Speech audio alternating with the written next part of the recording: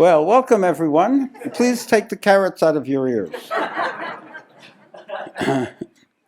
And I'd like to begin every program by remembering my guru, Baba Muktananda, who began every one of his programs by saying in Hindi, Sabko Barisanmani ke saath prem se hardik swagat.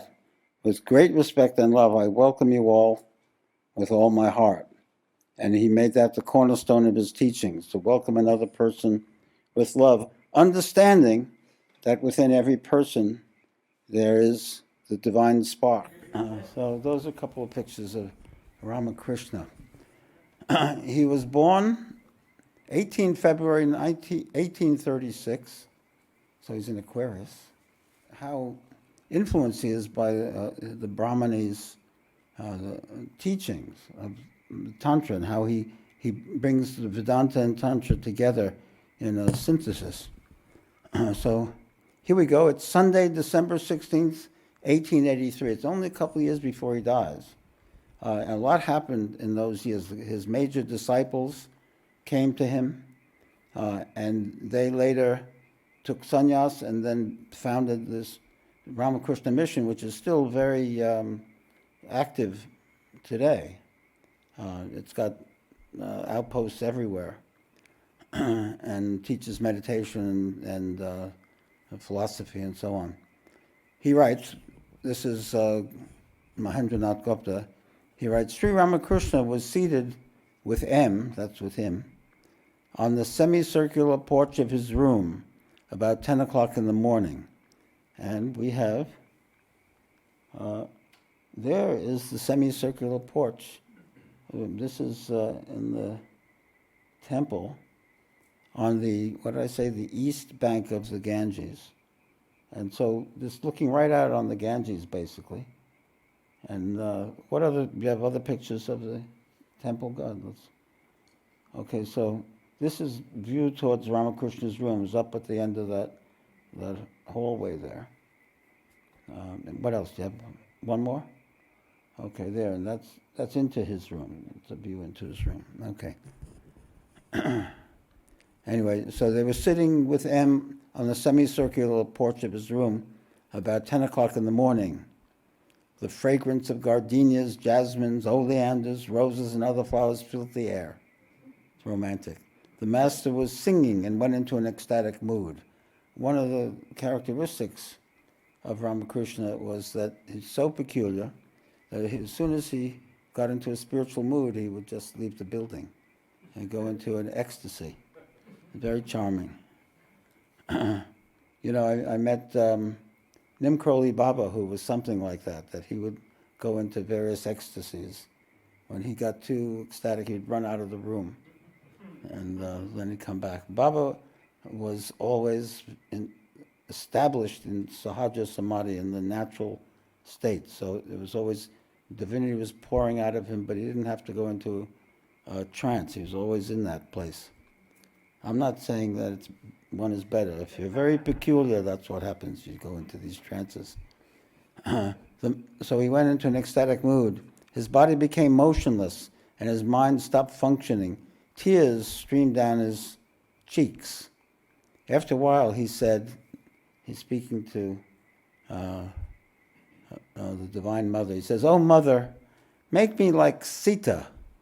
That's Ram's wife, Sita. Completely forgetful of everything, body and limbs, totally unconscious of hands, feet, and sense organs, with only the thought in my mind, where is Ram? This is a Bhakta's prayer. Let me forget all mundane matters and think only of God every moment. Well, you'll have to give up, the mother said, you'll have to give up your devices. Ramakrishna. M writes, was Sri Ramakrishna inspired by the ideal of Sita to teach him, the yearning that a devotee should feel for God? Sita's very life was centered on Ram, completely absorbed in thought of Ram. Sita forgot even the body, which is so dear to all. He occasionally has these asides where he's trying to understand what's going on. Then he writes, at 4 o'clock in the afternoon, a Mr. Mukherjee, A relative of a devotee, this is not a devotee but a relative of a devotee, arrived in the company of a Brahmin well versed in the scriptures. Mukherjee, I'm very happy to meet you, sir.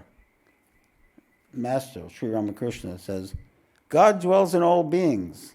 He is the gold in all. In some places it is more clearly manifested than in others. God dwells in the worldly minded, no doubt, but he is hidden there like gold under deep layers of clay. Mukherjee, sir, what is the difference between worldly and otherworldly things? Master, while striving for the realization of God, the aspirant has to practice renunciation, applying the logic of neti neti, not this, not this. This is what they call the via negativa, where you get rid of everything. You throw everything out. Not this. Is this God? No, that's not God. It's just whatever you can get, not God, throw it away. It's the Vedantic path. Everything is an illusion. But he says, but after attaining the vision of God, he realizes that God alone has become all things. So this is a unique vision. What Sri Ramakrishna is saying is you begin with Vedanta and renouncing, but when you get to a certain state, then you move to Kashmir Shaivism. You move to Tantra, which is all embracing. You see everything as God. Apparently that's how he saw it. That's the order of things. He goes on, at one time Ram was overpowered by the spirit of renunciation. His father, Dasarat, worried at this and went to the sage Vashishta and begged him to persuade Ram not to give up the world. The sage came to Ram and found him in a gloomy mood. Those of you know that the Yoga Vashishtas really depicts this. And the first part, it's like 75 pages, Ram's depression. It's very hard to read this part of the book. It just goes on and on about how miserable everything is in life. You can't get no satisfaction nowhere. Just terrible, and Ram is just whinging and complaining. And finally Vashishta said, shut up now. And make effort to know the self. He says, but it was renunciation. The fire of intense renunciation had been raging in the prince's mind. Vashishta said, Ram, why should you renounce the world? Is the world outside of God? Reason with me.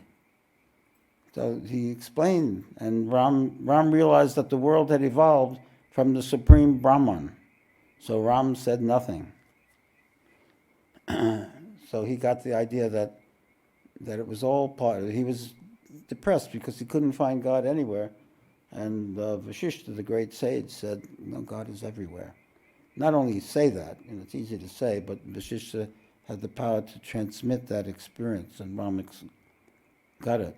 At one point, Ram asked to know the self, and Vashishta said, I have to be silent. The only way to transmit it is in silence, so shut up, be quiet, turn within, and he transmitted the experience to Ram. Ramakrishna says, what Brahman is cannot be described in words. Everything has been described in words except Brahman. Therefore, Brahman is unspoiled. It's beyond thought, beyond language, he's saying. Supreme consciousness. But the knowledge of Brahman cannot be realized if the aspirant is worldly minded, even in the slightest degree. He succeeds in acquiring his knowledge only when the mind is totally free of desire and fear. That these things get in the way. Desire for externals and fear, lack of faith. These things obviously get in the way of going deeper inside.